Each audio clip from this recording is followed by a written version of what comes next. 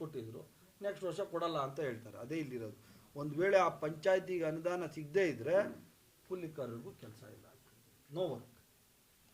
ಇದು ರೂಲ್ಸಲ್ಲಿ ಡಿಟೇಲ್ ಹೋದರೆ ಗೊತ್ತಾಗ್ತದೆ ನಿಮಗೆ. ಮತ್ತು ಹಣಕಾಸು ಹೊರೆ ಯಾವ ಥರ ಹೊಸ ಇದು ಮೇಯ್ನ್ ಇದು ವೇತನವನ್ನು ಸಂಪೂರ್ಣವಾಗಿ ಸೆಂಟ್ರಲ್ ಗೌರ್ಮೆಂಟ್ ಕೊಡ್ತಾ ಇತ್ತು ಮುಂಚೆ. ಈ ಹೊಸ ಕಾನೂನಲ್ಲಿ VB ಗ್ರಾಮ್ G 2025 ವೇತನವನ್ನು ವಿಭಜಿಸಿದ್ದಾರೆ, ಎರಡು ಮಾಡಿದ್ದಾರೆ. ಏನು 60% ಕೇಂದ್ರ ಸರ್ಕಾರ, 40% ರಾಜ್ಯಗಳು ಕೊಡಬೇಕು. Not only Karnataka, all over India ಎಲ್ಲ ಸಂಪೂರ್ಣವಾಗಿ ಕೇಂದ್ರ ಸರ್ಕಾರ ಕೊಡ್ತಾ ಇತ್ತು. ಅಂದರೆ ಕೇಂದ್ರ ಸರ್ಕಾರ ಅಂದರೆ ನಮ್ಮ ಟ್ಯಾಕ್ಸ್ ದುಡ್ಡೇ ಕೊಡ್ತಾ ಇದ್ದು. ಈಗೇನು ಮಾಡಿಬಿಟ್ಟವ್ರೆ, 100 ರೂಪಾಯಿ ಖರ್ಚಾದರೆ 60 ರೂಪಾಯಿ ಅವ್ರು ಕೊಡ್ತಾರೆ, 40 ರೂಪಾಯಿ ನಾವು ಕೊಡಬೇಕು. ಇದು ನಮಗೆ ಆಗಿರುವಂಥದ್ದು. ಇವತ್ತು ವೇತನ ವಿಭಜಿಸಲಾಗಿದ್ದು 60 ಕೇಂದ್ರ ಸರ್ಕಾರ ನೀಡಿದರೆ 40% ರಾಜ್ಯ ಸರ್ಕಾರಕ್ಕೂ ಕೊಡಬೇಕಾಗ್ತದೆ. ಎಂಥ ಅನ್ಯಾಯ, ಯೋಚನೆ ಮಾಡಬೇಕು. ಈಗಾಗಲೇ ಅನುದಾನ ಗೊತ್ತು ನಿಮಗೆ. ಕರ್ನಾಟಕದಲ್ಲಿ ನಾವು ಒಂದು ವರ್ಷಕ್ಕೆ average we are going to pay about 4.5 lakh crore taxes ನಾವು ಕಳಿಸೋದು ಸೆಂಟ್ರಲ್ ಗೌರ್ಮೆಂಟ್. ನಮ್ಮ ರಾಜ್ಯದ we are the one of the highest money givers from the thing our state. Second highest in ಅಲ್ಲ, ಒನ್ ಆಫ್ ದಿ ಎರಡನೇದೋ second highest in the country.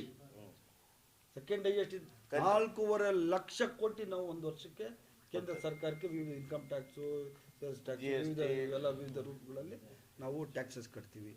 ಅದ್ರ ಜೊತೆಯಲ್ಲಿ ಈಗ 40% ಈ ದುಡ್ಡನ್ನು ನಾವೇ ಕಟ್ಟಬೇಕು ಅಂತ ಹೇಳಿದ್ದಾರೆ. ಇದು ಫಸ್ಟ್ ಟೈಮ್.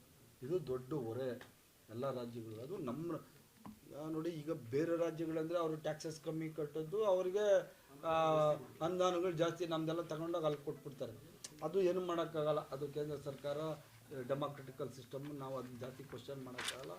ನಮ್ಗೆ ಕೊಡಬೇಕಾಗಿದ್ದ ಟ್ಯಾಕ್ಸು ನಮಗೆ ಕೊಡ್ತಾ ಇಲ್ಲ ಮತ್ತು ಈ ಕಾಮಗಾರಿ ಸ್ವರೂಪ ಏನಿತ್ತು ಅಂದರೆ, ಮನ್ರೇಗಾ ಅಲ್ಲಿ ಮುಂಚೆ ಸ್ಥಳೀಯ ಆಸ್ತಿಗಳನ್ನು ನಿರ್ಮಾಣ ಮಾಡಲಿಕ್ಕೆ ಅವಕಾಶ ಇರ್ತಾ ಇತ್ತು. ಅದು ಯಾವಾಗ ಹೇಳಿದ್ರಲ್ಲ, ಸ್ಕೂಲ್ಸು, ಅಂಗನವಾಡೀಸು, ಹಾಸ್ಪಿಟ್ಲ್ಸು, ಕೆರೆ. ಆದರೆ ಈಗ ಹೊಸ ಕಾಯ್ದೆ ಅಡಿಯಲ್ಲಿ ಎಲ್ಲ ಮಾಡ್ಬೋದಾಗಿತ್ತು. ಸ್ವಂತ ಜಮೀನಲ್ಲಿ ಕೆರೆಗಳು, ಬಾವಿಗಳು ಎಲ್ಲ ಕುಂಟೆಗಳು, ಇನ್ನೊಂದು ನೀರು ನಿಲ್ಸಕ್ಕೆ ಏನಂತಾರೆ, ಇದು ಕೃಷಿ ಹೊಂಡಗಳು. ಈ ಹೊಸ ಕಾಯ್ದೆಯಲ್ಲಿ ಏನೈತೆ ಅಂದರೆ, PM ಗತಿಶಕ್ತಿ ಯೋಜನೆ, ದೊಡ್ಡ ಕಾಮಗಾರಿಗಳನ್ನು ಕೈಗೊಳ್ಳುವ ಮೂಲಕ ಸ್ಥಳೀಯ ಪಂಚಾಯಿತಿಗಳು ಕಾರ್ಮಿಕರನ್ನು ಪೂರೈಕೆ ಮಾಡುವ ಏಜೆಂಟ್ ಅಂತೆ ಕೆಲಸ ಮಾಡಬೇಕು. ಎಲ್ಲ ದೊಡ್ಡ ಕೆಲಸನೇ ಇವರು ಹೊಸ ಕಾಯ್ದೆ ಪ್ರಕಾರ. ಸರ್, PM ಗತಿಶಕ್ತಿ ಯೋಜನೆ ಅಂದರೆ ದೊಡ್ಡ ಯೋಜನೆಗಳು ಮಾತ್ರ ಅವರು ಕೆಲಸಗಳು ಮಾಡಬೇಕು. ಇದರಿಂದ ನಮ್ಮ ಸಣ್ಣ ಕೂಲಿಕಾರರು ಏನಿದ್ರು ಪುಟ್ಟ ಮನೆಗಳು ಕಟ್ಟೋಕ್ಕೂ ಕೊಡ್ತಾಯಿದ್ರು ಈ ಯೋಜನೆಗಳಲ್ಲಿ.